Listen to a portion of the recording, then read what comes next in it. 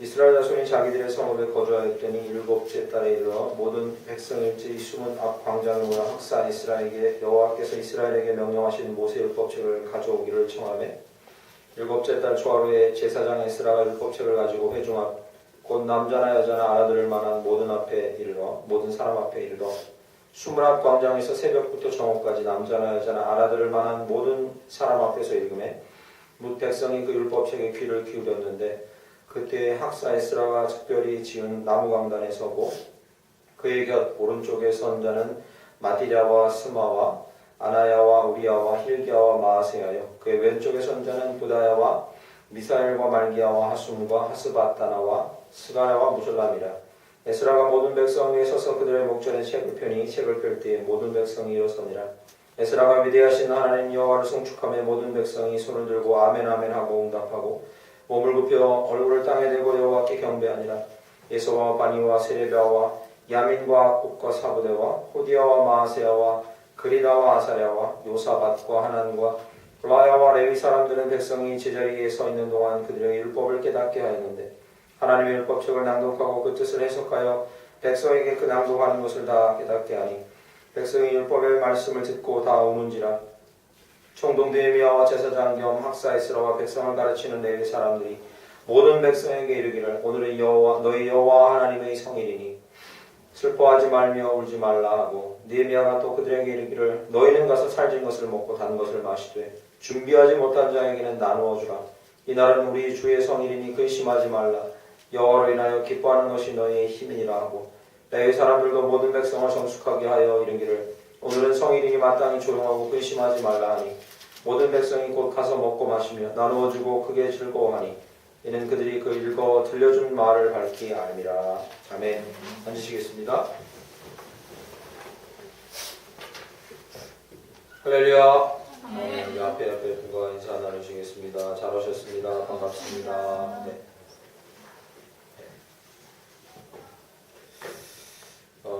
오늘은 느헤미야 8장 1절부터 12절 말씀 본문으로 말씀이 들려질 때 일어나는 일들이라는 제목으로 하는 말씀을 나누기를 원합니다. 교회 안에 숫자가 적든 많든 또는 이 땅의 교회가 얼마나 크든 적든 간에 하나님께서 원하시는 것은 예배고 또 말씀이 들려지고 또 선포되고 순종되는 거라 믿습니다. 이번 주에 레위기 말씀을 제가 통독을 끝냈는데 레위기 말씀 마지막 부분에 너희가 나를 청종하고 내 언약을 따라 행하면 너희가 한 사람이지만 5사람이지만 100명을 담당하고 그리고 1000명을 담당할 것이다 이런 말씀 주십니다. 그럼 여러분 서 있는 곳이 어디든지 간에 여러분의 스스로 저와 여러분의 스스로의 연약함이나 부족한 모습에도 하나님이 사용하신다면 하나님께서 큰일 다 이루실 줄 믿습니다. 오늘은 말씀 들려줄 때 일어나는 일들에 대해서 나눕니다. 말씀에 대해서 연초 시작하고 2009년 시작하고 성경 말씀이나 율법 뭐 이런 말씀에 대한 이야기 너무 많이 하는구나. 혹시 그런 느낌 안 드십니까? 벌써 몇 번째입니다. 혹시 그런 생각 안 드십니까? 반복적으로네요. 그런데 이것은 반복해도 전혀 넘치지 않습니다. 말씀에 대한 말씀은 특별히 오늘 말씀은 순서상 느헤미야 8장 말씀인데 이게 정말 그 자리에 만약에 저희가 있었다면 이렇게 하지 않고는 배길 수 없는 아주 감격과 감동의 순간의 이야기입니다. 말씀은 길을 안내하고 우리를 비추고 우리를 찌르고 위로하고 새롭게 하고 강하게 하는 줄 믿습니다. 말씀은 그런 분명한 능력이 있습니다. 그런데 조건은 무엇이냐면 오늘 제목처럼요. 그것이 제대로 들려져야 한다는 거죠. 그게 들려져야 합니다. 들려지지 않는다면 그 말씀이 우리에게 이러한 능력으로 발휘될 수 없습니다. 말씀은 들려져야 합니다. 요즘에 CGN TV나 라디오를 틀면 말씀은 어디서든지 들을 수 있습니다. 그렇게 들려지는 거 말고요. 우리의 영혼을 찌르고 우리의 바로 너의 말씀이다라고 이렇게 다가오고 그리고 이것을 놓치면 안 된다고 우리의 마음에 정말로 강하고 간절하게 우리의 마음을 두들기면서 다가오게 이런 식으로 말씀이 들려져야 합니다. 들려질 때 길을 인도하고 위로하고 세우고 강하게 할 줄 믿습니다. 들려져야 합니다. 그래서 오늘은 이 말씀 본문으로 길지 않은 시간 동안에 말씀이 들려지면 이런 일이 일어납니다. 한번 살펴보겠습니다. 이것은 두 가지 목적이 있습니다. 이렇게 살펴보는데요. 첫째는요, 우리가 제대로 말씀을 듣고 있는가, 읽고 있는가, 접하고 있는가, 검증해 보는 겁니다. 말씀이 제대로 들려지면 분명히 지금 말씀드린 이런 일들이 일어나는데, 이런 일이 우리 삶에 잘 일어나지 않는다면 말씀이 제대로 들려지고 있지 않다는 거죠. 첫 번째, 검증을 해볼 수 있어요. 말씀을 한 절을 접하더라도 제대로 거기에 접촉되고 들려지면, 나에게 들려지면 분명히 이런 일이 일어납니다. 검증해 볼 수 있어요. 이 시간에. 두 번째는요, 그렇게 되도록 소망할 수 있는 거죠. 그런 목적에서 오늘 본문을 잠시 살펴보겠습니다. 본문을 살펴볼 때 배경만 잠깐 살펴봐야 됩니다. 역사적인 배경이 있어서요. 1절 말씀 보시면 이스라엘 자손이 자기들의 성읍에 거주하였더니 이렇게 쓰고 있습니다. 여러분 지난 시간에 기억나실 겁니다. 느헤미야가 이스라엘 포로들이랑 함께 있다가 예루살렘 성벽 지으러 올라왔다고 기억나시죠? 올라옵니다. 다 올라온 건 아니고요. 그 포로로 있던 나라에서 일부 사람들이 올라옵니다. 올라와서 제일 먼저 한 일이 무엇이냐면요. 성벽이 다 무너지고 성전도 무너져서 아무것도 없었기 때문에 제일 먼저 한 일, 느헤미야가 우선 성벽을 쌓아야 적들이 침범 안 해요. 안전을 보장받아야 그 다음에 그 안에 성전도 쌓고 하잖아요. 그래서 성벽을 제일 먼저 쌓습니다. 그런데 이 느헤미야가 쌓았던 성벽의 면적, 성벽으로 둘렀던 이 면적이 얼마나 되냐면 37,000평 정도 예상합니다. 37,000평 추측이 가십니까? 나라라고 하기에는 좀 적고 도시라고 하기엔 적고 개인 땅이라고 하기엔 아주 넓고 요 정도의 땅입니다. 요 정도의 땅이에요. 지금으로 말하면 이게 정말 작은 땅 같지만 당시에는 많은 인구가 살지 않았고 예루살렘에 그렇게 많은 인구가 살지 않았기 때문에 이 사람들에게는 엄청난 이 넓이였어요.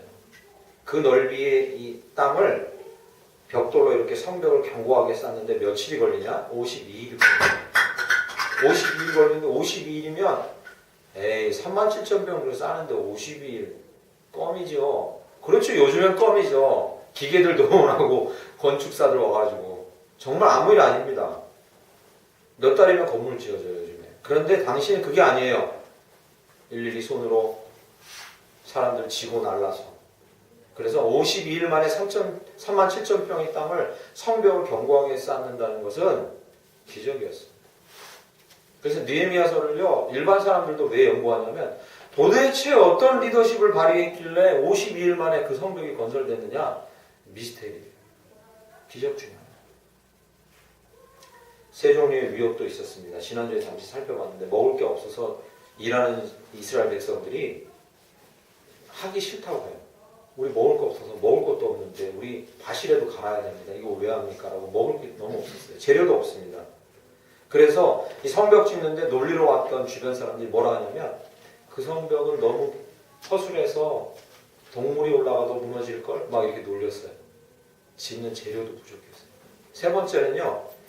짓는 이스라엘 백성과 지도자 느헤미야에게 엄청난 위협이 있었어요. 살해의 위협이 있었고 쳐들어와서 밤에 저들을 죽이려는 위협이 있었고 나중에 느헤미야에게 편지가 와서 우리 어디서 협상하자 해서 끌어내서 암살하려는 위협도 있어요. 이런 위협이 있었어요. 그걸 다 뿌리치고 이겨내고 52일 만에 이 성벽을 지었다는 건 기적입니다. 놀라운 기적입니다. 오늘 8장 1절 말씀은 그 성벽이 다 지어지고 난 후의 얘기예요. 딱 지어지고 나서 이스라엘 자손이 자기들의 성읍에 거주하였더니 7째 달에 이르러 다 지어지고 난 거예요. 외적인 회복은 이루어진 거예요. 어느 정도. 잘 보세요. 외적인 회복은 이루어졌어요. 어느 정도 삶이 보장받고 외적인 회복이 이루어졌는데 뭐가 빠졌어요? 내적인 회복이 있어야 되는 거죠. 그래서 하나님은 에스라를 올려보내셨어요. 느헤미야보다 일찍 올라왔는지 동시에 올라왔는지 먼저 올라왔는지 모르지만 먼저 올라왔다는 것이 정설이에요. 조금 더 먼저. 그러나 이것은 역사적인 순서를 정확히 알 수는 없어요. 어쨌든 여기 에스라라는 이름이 나와요. 8장 1절 중간 부분 보시죠. 수문앞 광장에 모여 학사 에스라에게, 그죠? 느헤미야가 성벽을 건축했다면 에스라는 뭘 했냐면 그들의 내면에 말씀을 이렇게 심어주는 일을 했어요. 학사 에스라라고 이렇게 불러요. 그냥 요즘 말로 하면 쉽게 하면 학자, 성경에 너무 능통한 학자 겸 제사장 에스라 그를 올려보내서 그들의 뭘요? 내면을 채워주려고 하죠. 외면이 채워지는 것뿐만 아니라 우리 내면이 채워져야 할 줄 믿습니다. 내면이 견고해야 돼요. 내면이 견고해요. 저희도 딸 둘인데 학교가 바뀌었어요. 올해부터. 하나는 대학생, 하나는 중학생 됐어요. 수준이 다른 거잖아요. 학년이 바뀐 게 아니라 학교가 바뀌잖아요. 스트레스가 너무 심해요. 요즘 학생들 다 그래, 그죠? 학년 바뀌거나 학교 바뀌면 막 그 관계 문제 때문에 너무 힘들어요. 이것은 내면의 문제예요. 저도 이제 딸들하고 이야기를 저녁에 하고 학교 문제 얘기하지만 이것은 내면의 문제예요. 내면에 우리 쉽게 하는 말로 내공이 쌓이고 내면이 든든해야지 이길 수 있는 거죠. 환경이 변한다고 어떻게 될 수 있는 게 아니에요. 결국에 내면의 문제인 거죠. 하나님께서 무엇으로 그 내면을 채워주시냐면 오늘 본문 1절에 말씀을 그들에게 들리게 해주세요. 참 감격스러운 장면이 뭐냐면요. 8장 1절 보시죠. 일곱째 달에 이르러 모든 백성이 일제히 수문학 광장에 모여 학사 이스라엘에게 여호와께서 이스라엘에게 명령하신 모세 율법책을 가져오기를 청하네. 이게요. 에스라가 모이세요. 우리 모여서 말씀 좀 제발 들어봅시다. 이게 아니라 백성들이 청한 거예요. 우리한테 오셔서 말씀을 좀 전해 주십시오. 감격적인 장면이죠. 우리의 내면이 공허하니까 우리 오셔서 좀 말씀을 전해 주십시오 하고 백성들이 적극적으로 청해요. 감격스러운 장면이죠. 저는 목사 입장에서 제일 진짜 감격스러운 때가 언제냐면 이러는 거죠. 전화로 끼리 와서 목사님이 이게 무슨 뜻인지 모르겠어요. 이건 너무 감격스러운 일인 거예요. 막 이렇게 뒤에 막 이렇게 머리털이 쭈삣쭈삣 씁니다. 이렇게 말씀을 알려고 하는 사람이 있구나. 이런 거. 목사한테는 가장 큰 감격입니다. 이게 무슨 뜻이에요? 이런 거. 그게 목사한테 가장 기쁨입니다. 물론 이제 어려워서 기도해 주세요. 이런 것도 큰 기쁨이지만 이게 도대체 무슨 뜻이죠? 이런 그런 감격스러운 장면인 거죠. 얼마나 백성들이 큰 감격과 집중으로 말씀 앞에 섰겠습니까? 그러니까 말씀이 들려지는 순간인 거예요. 제대로 들려지는 순간인 거죠. 억지로 모여서 좀 모여보세요 하세요. 이 억지로가 아니라 자기들이 열망을 가지고 집중해서 얼마나 말씀이 들려지는 순간이겠어요. 제대로. 어떤 일이 벌어지는지 잠깐 살펴보겠습니다. 먼저는 말씀이 피상적으로 들리거나 습관적으로 들리거나 억지로 들릴 때는 반드시 그 말씀은 우리를 경직시킵니다. 그건 알아두셔야 돼요. 먼저. 말씀이 피상적으로 들리거나 저건 아는데 라고 해서 피상적으로 듣거나 또는 습관적으로 읽던 대로 읽거나 또는 억지로 누가 시켜서 읽거나 또는 다른 욕심으로 읽기 시작하는 경쟁심 같은 거예요. 그렇게 피상적이거나 습관적으로 읽으면 말씀은 기억하십시오. 반드시 우리를 경직시킵니다. 오히려. 왜겠습니까? 말씀에는 표면적으로 하라 하지 마라가 대부분인 거예요. 하라 하지 마라 이런 게 대부분이에요. 읽어보세요. 그럼. 읽어볼수록 계속 찔리고 이렇게 하면 안 되는데 저렇게 하면 안 되는데 이게 대부분이에요. 표면적으로 그래요. 말씀은. 경직시켜요. 우리를. 그래서 우리는 심각한 이 아이러니에 봉착하는 거죠.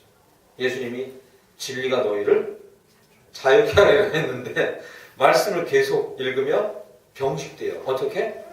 피상적이거나 습관적으로 계속 읽으면 경직돼요. 제대로 말씀이 들리지 않으면 반드시 그런 일이 일어나요.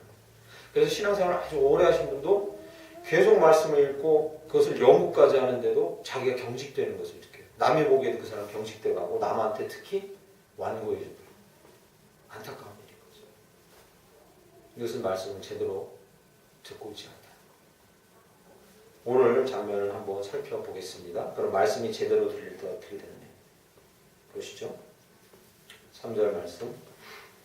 2절부터 읽어보겠습니다. 일곱째 달 초하루에 제사장 에스라가 율법책을 가지고 회중 앞 곧 남자나 여자나 알아들을 만한 모든 사람 앞에 이르러 수문학 광장에서 새벽부터 정오까지 남자나 여자나 알아들을 만한 모든 사람 앞에서 읽음에 못 백성이 그 율법책에 귀를 기울였는데 이렇게 쓰고 있어요. 거기서 저희가 주목해야 할 단어는 3절 첫 부분의 수문학 광장입니다. 왜 그들이 수문학 광장 앞에서 모여 듣고 있을까? 두 가지 이유가 있습니다. 첫째, 성전이 지어져 있고 완공되어 있는 이런 상태가 아니기 때문에 그들이 모일 장소가 없는 것은 사실이었어요. 보통 하나님의 말씀이 이스라엘 백성에게 선포되던 장소가 어디입니까? 제사장이 회막 안에서 나와서 성막 안에서 나와서 야긴과 보아스 성전에 세워뒀던 두 기둥 아시죠? 바깥에 하나님의 힘과 권능의 상징인 성막 바로 바깥에 있던 이 야긴과 보아스 기둥 앞에 그 기둥으로부터 시점에서 앞에 넓은 공간 바로 거기서 말씀이 선포됩니다. 그러면 듣고 싶은 백성들은 거기 나와서 주로 남자들만 주로 그 앞에서 듣습니다.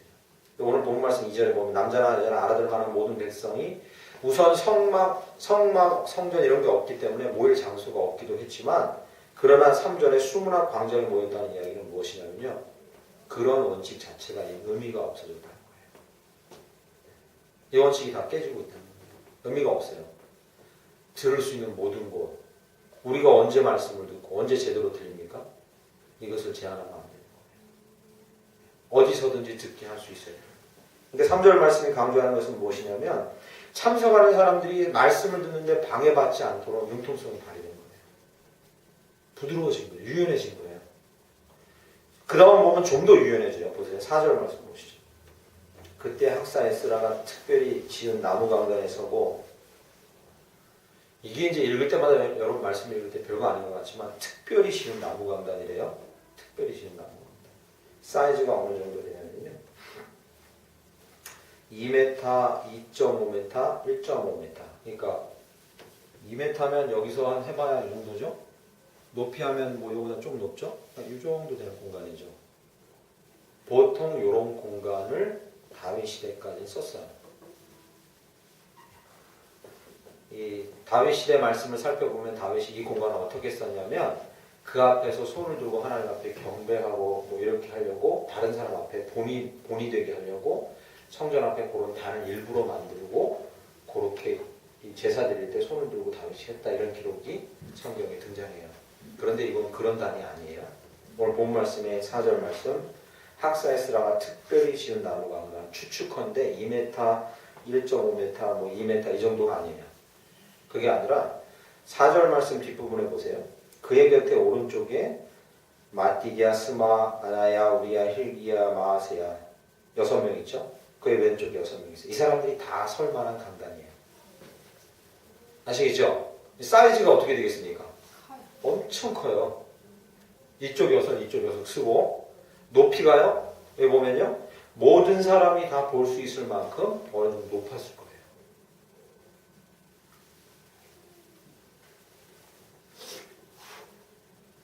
이 말씀도 뭘 의미하는지 아십니까? 한꺼번에 많은 사람이 보고 들을 수 있도록 제약을 없애버린 거예요. 이전까지 이런 단어는 사용되지 않았어요. 특별한 단어 일부러 만든 거죠. 사고가 유연해요. 창조적이에요. 말씀을 어떻게 들을까에만 집중하고 있는 거예요. 사고가 그 외의 거는 유연해지는 거예요. 경직되지 않아요.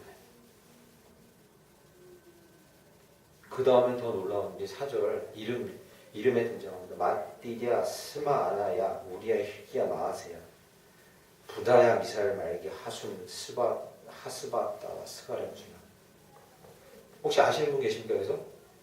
네, 모르시죠? 요 사람들은요, 이스라엘 백성이 제사장들이 아니에요. 리더들도 아닙니다. 족장계의 어떤 사람이 아니에요. 일부러 이스라엘 백성 중에 평민 중에 어떤 사람의 이름을 그냥 기록해 놓은 겁니다. 무슨 의미인지 아시겠습니까? 신학자들이 이걸 다 해석하기를 왜? 여러분 7절 가보시죠. 7절 예수야, 바니, 세리베아, 야민, 악굽, 사부대 이름들이 좀 친근하지가 않으니까 좀 거부감 느껴지긴 하죠. 집중이 안 되시죠? 좀만 집중해 보시면 7절에 나와 있는 이 사람들의 이름은요. 이 사람들은 실제로 율법 학사들이 맞아요. 가르친 사람들. 그러나 4절은 종류가 달라요. 에스라 옆에 서가지고 함께 그 율법책을 낭독하는데 동참했던 사람들이 이 사람들. 4절에 이 사람들은 평민들이었어요. 왜인지 아십니까? 에스라 학사부터 시작해서 하나님께서 에스라 학사를 통해서 말씀이 제대로 들려주는 조건 하나를 파격적으로 제시한 거예요. 본으로 보이신 거죠. 그게 뭐냐면 율법이 종교적인 직에 있는 사람만 읽고 낭독하고 전하는 것이 아님을 이제 만천에 알리는 거예요. 이게 포로기 이후부터 이게 바뀌어요. 이렇게 서서히 바뀌어가요. 여러분 이게 별거 아닌 것 같지만요. 대단한 거예요. 지금으로 말하면 좀 비유컨대 말하면요. 제가 강당권을 그냥 여기 앉아서 듣고 여러분 교대에 가면서 설교하고 이렇게 상당히 파격적인 거예요. 엄청. 지금도 제가 여기 서 있는 건 제가 신학을 연구하고 노예로부터 강당 설교권을 인정받은 목사이기 때문에 와 있는 것 뿐이지 하나님이 저만을 여기 있으라고 고집해 주진 않았어요. 노예가 강당권을 인정한 거예요. 여러분 중에 누구라도 특별히 설교하시겠다고 마음을 받으시면 저는 설 수 있다고 봐요. 이게 깨진 거예요, 여기서. 어떻게 해요? 말씀이 제대로만 들려질 수 있다면 이 모든 형식들 유연하고 창조적으로 깨지고 있는 거예요. 참 놀라운 장면이죠. 그런 상황이 되가니까 5절, 6절 이 백성들의 반응이 달라요. 5절, 6절 보시면 에스라가 모든 백성 위에 서서 그들의 목전에 책을 펴니 책을 펼 때에 백성이 일어나요. 6절에 보시면 에스라가 위대하신 하나님 여호와를 송축하며 모든 백성이 손을 들어요. 아멘 아멘 하고 응답해요. 몸을 굽혀 얼굴을 땅에 대고 여호와께 경배해요.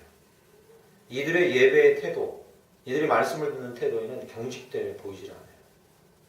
자기가 하고 싶으면 감동이 올 때 그냥 아멘해요. 자기가 하고 싶으면 엎드려요. 그 위대한 말씀 앞에. 자기가 하고 싶으면 일어서요. 박수 쳐요. 뭐든지 할 수 있어요. 말씀이 제대로 들릴 때는 경직됨이 없어요. 경직된 것은 말씀을 피상적으로 듣고 권위적으로 들으려고 선포하고 들으려고 했던 많은 사람들이 그냥 꾸며낸 이야기일 뿐이에요. 말씀이 제대로 들리면 경직되지 않습니다. 사람은. 어떻게 하면 창조적으로 그 말씀을 들을 수 있을까에만 집중해서 좀 더 유연해지고 창조적이 돼요.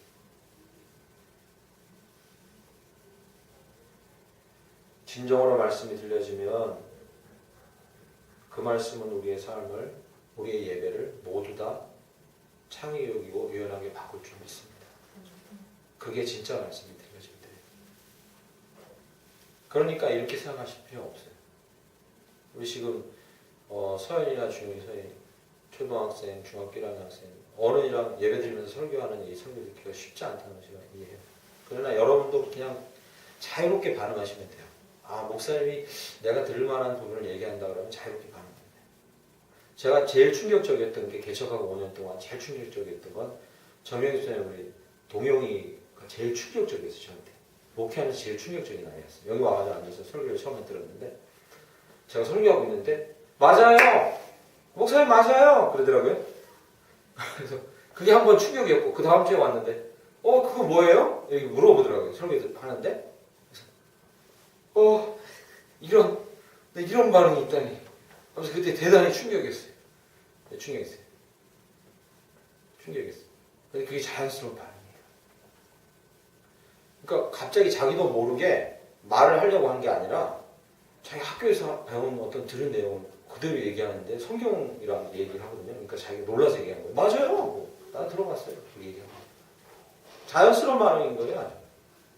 자연스러운 반응. 자기한테 들려진 거죠. 자연스러운 반응. 그래도 돼요? 그래도 됩니다. 주영이도 그래도 돼요. 저는 그런 경우 많이 겪어봤어요. 그리고 그런데 반응하거나 대응하는데 상당히 능동적이니까 걱정이 마세요. 심지어 막 설교하고 있는데 손 들고 그거 무슨 뜻이에요? 이렇게 물어보는 사람도 막 있고 그랬었어요. 괜찮아요. 자연스러운 반응. 저는 이제 원고를 잘 안 보고 설교하기 때문에 내용이 거의 머리 안에 있기 때문에 설교하다가 여러분이 고개를 이렇게 갸우뚱하면서 이상하다 하면요 바로 캐치가 돼요. 다 보고 있기 때문에. 그렇게라도 표현을 해주세요. 이해가 잘 안 되는데 그럼 제가 저분 이해가 안 되시는구나 하는 제가 조금 자세히 설명을 드려요. 반응을 하셔야 돼요. 자연스러운 거예요 이게. 자연스러운 거. 지금 우리랑 비교를 해보십시오. 이제 이때는 율법 앞에 벌벌 떨던 시대인데 지금이랑 비교해 와서도 더 유연해요. 이 사람들이. 제가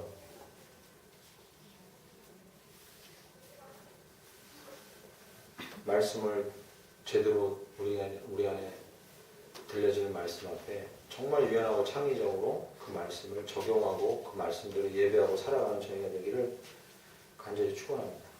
정말 축원합니다. 어떤 사람이 간호사나 의사여서 예배를 못 나오게 돼요. 어떻게 하시겠습니까, 여러분? 그러면 중직들 자녀는 의사 시키지 말아야 돼요. 치리 당해야 돼, 그 사람은. 자녀들도 교회 안 나오는데 무슨 중직이에요, 그게? 치리 당해야 돼. 그렇게 가면 그게 말씀이 경직되는 거예요. 그렇지 않습니까? 누군 내가 학교 시키고 싶어 의사 하냐고. 자기가 의사 꿈이 생겨갖고 하나님 꿈을 주셨는데 하면 너 어떻게 하냐고. 제 후배 목사 와이프가 간호사예요. 어떻게 하냐고요. 자기가 받은 소명이 그건데 치리 당해야 돼. 부인이 주일날 예배도 안 나오는데 무슨 목사직을 하냐고. 치리 당해야 돼. 그래야 됩니까? 이거 어떻게 해야 됩니까? 거기서 경직된 사고로 나가느냐 바른 사고로 나가느냐는 말씀 앞에 어떻게 말씀이 제대로 들려졌느냐 그걸 검증해줘요. 이 사람이 말씀 앞에 경직된 사고로 나가느냐 유연한 사고로 나가느냐 어떻게 해야 되겠습니까? 그분이 일하는 현장에서 예배를 만들어도 돼요. 정 그 사람이 답답하면 자기 답답하고 덕이 안 되면 그 사람이 있는 현장에서 예배를 만들어도 돼요. 예배하면 돼요. 어떻게 합니까? 그죠? 그러면 어떤 사람이 이래요? 오프 날짜를 주일날만 해갖고 그렇게 해야 됩니다. 다른 사람이 피해보는데 그럼 너는 죽어라 주일날 나와. 난 교회 간다. 넌 나가라. 그러면 전도 효과 없어요 이거. 너는 주일날 안 나가도 돼. 내가 교회 나간다. 그게 뭐예요? 참 이게 쉽지 않은 문제지만 그러나 저와 여러분이 이 기준을 가져야 돼요. 말씀이 우리 안에 제대로 들리면 어떻게든지 말씀을 듣고 실천하고 하나님 뜻대로 살려고 유연함과 창의력을 발휘해야지 자꾸 경직되면 안 된다. 자꾸 경직돼서 치려야 돼. 쫓아내야 돼. 비난해야 돼. 이렇게만 가면 안 된단 말이죠. 이게 답이 없는 거예요. 그러면. 예수님이 그 대표 주자셨죠. 아시죠? 떡 먹는 문제, 안식일을 지키는 문제, 이 모든 문제에 있어서 많은 사람들이 경직될 때 예수님은 원리를 붙들고 정말 창의적인 사고를 내세우시고 가르치시죠.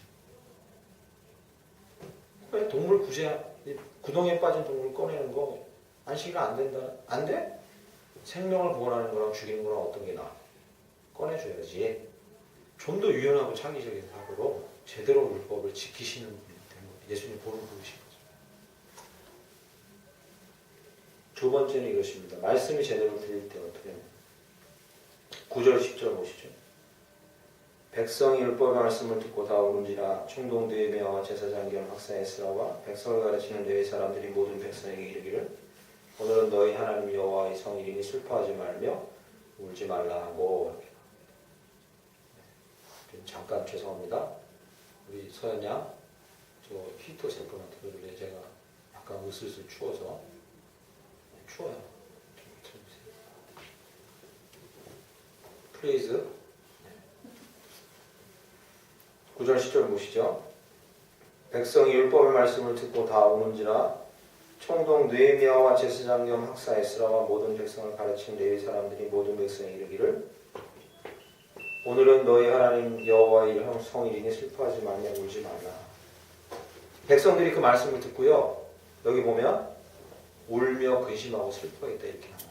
그러면요. 여러분이 이렇게 궁금하실 거예요. 목사님 방금 말씀을 들으면 창의적으로 막 슬퍼하고 우는 것도 자기 나름대로의 표현인데 이거 왜 막아요? 여기 보면 울지 말래요. 끝에 보면 슬퍼하지 말고 울지 말래요. 이거 왜 막아요 목사님? 이거 막으면 안 되잖아요. 그죠? 막으면 안 돼요. 울면 놔둬야 돼요. 울게 놔둬야 됩니다. 울게 놔둬야 돼요. 왜 막겠습니까?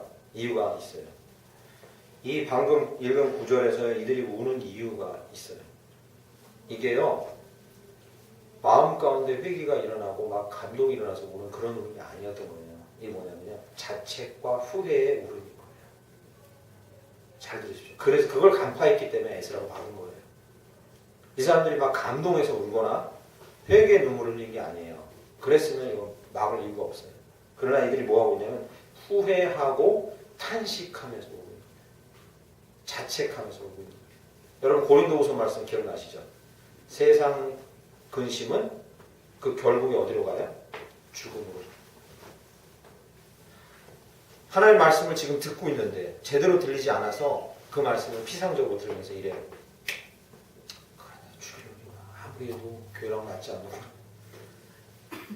자책하고 후회하고 거기서 절망까지 이루고 죽음까지 이르는 그런 슬픔이나 근심이나 눈물은 지금 막고 있는 거예요. 말씀이 제대로 들릴 땐 그렇지 않다는 거죠. 그러니까 에스라가 울지 말고 제대로 들어라 얘기하는 거예요. 너희 자책하지 말고 제대로 들어라. 너희 자신을 심히 자책하지 말고 제대로 말씀을 들어라 이렇게 얘기하는 거예요. 그러면서 10절 말씀을 보시죠. 10절 끝에 보시죠. 근심하지 말라. 여호와로 인하여 기뻐하는 것이 너희 힘이라. 할렐루야. 아멘. 근데 이 말씀 가지고 어떤 분들이 오해해가지고 이래요. 교회 나오면 묻고 기뻐해야지 근심 띈 얼굴이 절대 안 돼요. 그렇지는 않습니다. 단계가 있어요. 단계가. 말씀이 제대로 들릴 때 제대로 들으면 처음에는 슬프고 근심할 수밖에 없어요. 뭐 때문에? 자기 죄 때문에. 그럴 수밖에 없어요. 그러나 에스라와 느헤미야의 권고처럼 그 단계에서 다음 단계로 넘어가는 게 필요한 거죠. 그게 뭐예요? 구주 예수 그리스도가 나를 구원하시고 내 죄를 없이 하시고 그 은혜와 긍휼이 너무 깊이 다가와서 거기서 내 슬픔이 기쁨으로 변하는 경험이 있어야 이게 말씀이 제대로 들린 거라는 거죠.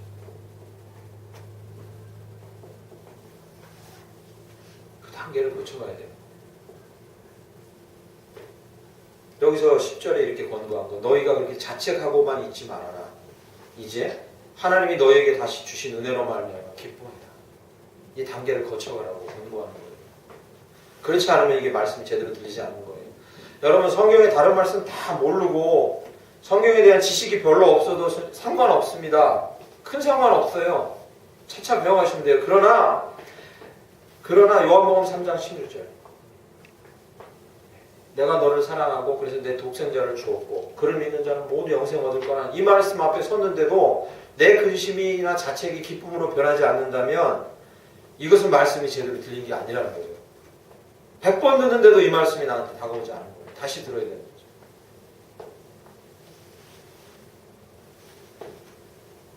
말씀이 진정으로 들리면 회개하고 눈물을 흘리고 잠시 근심하나 하나님의 그리스도 예수로 인해 주신 그 구원의 감격으로 인해서 기뻐하게 될 줄 믿습니다. 이게 말씀을 제대로 들은 자의 반응.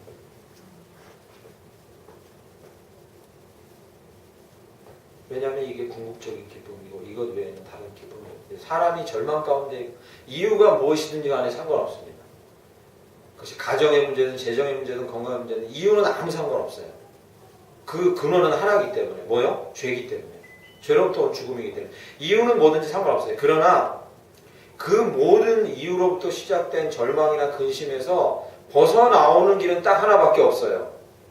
그걸 기억하십시오. 벗어나오는 길은 딱 하나밖에 없어요. 궁극적인 구원의 기쁨을 경험하는 데서부터 벗어나올 수 있어요. 할렐루야. 거기서부터만 벗어나올 수 있어요.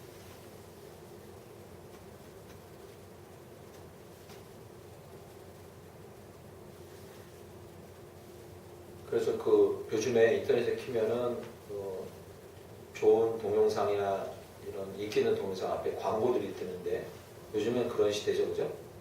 광고가 뜨는데 거기 요즘에 아주 저한테 감동을 준 광고가 하나 있을 게 뭐냐면요. 모 제약회사에서 나온 그 활기를 북돋우는 약에 대한 광고인데 여러분 보신 분 있을 거예요. 이 갑시라는 여성분이 가서 원피스 드레스를 하나 사는데 제가 보기에도 안 맞는 걸 입고 자기 몸에 괜찮다고 막 뻐겨요. 그러니까 그 옆에서 판매하는 판매원이 옆에서 보고 있다가 아 이거 안 하면 이렇게 자기 눈에는 전혀 이렇게 아닌 거예요. 그러니까 그 사람을 상대하는 게 너무 힘든 거예요. 네, 보신 분 계실 거예요. 상대하는 게 너무 힘들어요. 그러니까 그 여자가 판매원이 막 인상이 너무 찡그리면서 막 이게 적성이 안 맞나? 이 직업인데 적성이 안 맞나 봐? 이래요. 그러니까 그때 멘트가 나와요. 그 멘트가 참 복음적인 멘트예요, 이게. 복음적인 멘트예요. 그 멘트가 어떻게 나오는지 아십니까? 적성에 안 맞는 게 아닙니다. 피곤하신 거예요. 그러면서 약을 드시라는 거예요. 적성에 안 맞는 게 아니에요. 그 순간에 그냥 피곤한 거예요, 몸이. 그 시리즈가 하나 더 있어요. 한 50대인가 중반에서 60대 된 부부가 해외여행을 갔는데 부인은 막 신나요. 막 기차 타고 막 여행 뭐 보고 다니고 하더니만 저녁에 남편이 침대에 앉아서 TV를 보는데 거의 완전 죽기 직전이더라고요. 얼굴이 이래가지고. 근데 여전히 옆에서 부인은 막 음식 먹으면서 막 쿡쿡 찔러요. 남편은. 남편이 이러고 있어요. 아, 나는 인생에 낙이 없나 봐. 뭐 이렇게 생각하는 순간 그게 아니에요. 피곤하신 거예요. 이렇게 나와요. 그 장면 보고 제가 너무 복음적이다. 되게 복음적이구나, 이게 광고가. 확실히. 이게요, 저희가, 나 믿음이 없나 봐. 믿음이 없는 게 아니에요. 옛날에 있었어요. 다 있어요, 여러분. 확인하지 않으신 거예요, 다시. 뭘요? 구원의 궁극적인 기쁨을 다시 확인하지 않아요. 우리가 먹을 양은 그거밖에 없어요. 나는 이분하고 뭐 안 맞나 봐. 또는 이 교회하고 안 맞나 봐. 난 요즘에 뭐 신앙이 떨어졌나 봐. 그게 아니에요. 그게 아니에요. 그거 아니에요. 오해하시면 안 돼요. 이 자리가 내 자리가 아닌가 봐. 이 사람 뭐 아닌가 봐. 내 상황이 이게 아닌가 봐. 많이 들잖아요, 그런 생각. 그게 아니에요. 원인은 그게 아니에요. 구원의 기쁨이 없으신 거예요. 그게 희석된 거예요. 그걸 채우면 되는데 그 구원의 기쁨 앞에서 내가 서면 되는데 그러지 않는 것 뿐이에요. 거기 보면 약 하나를 먹으니까 막 에너지가 들어가면서 으쌰 하면서 막 머리 변해요. 그거 보셨을 겁니다, 여러분. 되게 복음적이다 이렇게 느꼈었어요. 복음이 제대로 말씀이 제대로 들려지면 구원의 궁극적인 기쁨이 회복됩니다. 말씀이 제대로 들려졌다는 증거예요. 그것만이 우리를 살릴 수 있다는 거죠. 마지막 10절 보시죠. 10절. 느헤미야가 또 그들에게 이르기를 너희는 가서 살찐 것을 먹고 단 것을 마시되 그 다음이 중요합니다. 준비하지 못한 자에게 나누어 주라. 준비하지 못한 자에게 나누어 주라. 이건요, 이 시대만 있었던 게 아닙니다. 이건요, 모세오경에도 나오는 말씀이에요. 희생제사를 드리고 나면 그 음식은 반드시 나눠 먹게 돼 있어요.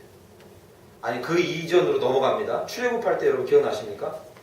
옷을 급하게 입고 띠 매고 지팡이 짚고 양을 잡아서 먹어요. 그 피는 문설주에 바르고. 근데 여러분 아십니까? 거기서 얘기하는 그 양을 먹으라 할 때 그 양은 도저히 그 집에서 먹을 수가 없는 양. 많은 양이에요, 보통. 보통 양들이 많아요. 분량이 많다고요. 고기 분량이.